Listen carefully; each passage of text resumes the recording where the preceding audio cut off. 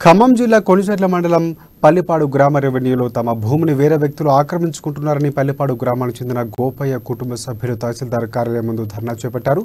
Pallipadu revenue పరిధిలో 1977 సంవత్సరంలో survey number 255లో ఉన్న ఎకరం భూమికి ప్రభుత్వం పట్టా కల్పించింది. అప్పటి నుంచి వారు ఆ భూమిని సాగు చేసుకుని జీవిస్తున్నారు. అదే భూమిని కొంతమంది వ్యక్తులు మా భూమని అడ్డు తగిలి రెవెన్యూ రికార్డులను తారుమారు చేశారు. ప్రభుత్వానికి ఫిర్యాదు చేసిన అధికారులు పట్టించుకోకపోవడంతో కోర్టును ఆశ్రయించగా సదరు భూమి గోపయ్య కుటుంబానికి చెందినదిగా కోర్టు ఉత్తర్వులు జారీ చేసింది. అయినప్పటికీ అధికారులు పట్టించుకోకపోవడంతో తహసీల్దార్ కార్యాలయం ముందు ధర్నా చేపట్టారు. కొణిజర్ల మండలం పల్లిపాడు గ్రామం కొణిజర్ల మండలం. నా పేరు కంకణాల రాజేశ్వరరావు. మా అమ్మగారు రాధమ్మ, కంకణాల రాధమ్మ.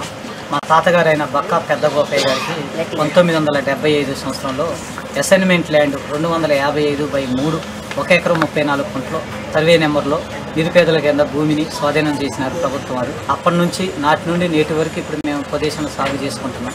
సాగు చేసుకునే క్రమంలో మా పక్కన పొలం గల వ్యక్తులు దామ భాస్కర్రావు, దామ భద్రయ్య, దామ సీను, దామ హనుమంతరావు అగ్రకులాలైన ఓసి కమ్మ కులస్తులైన మా భూమి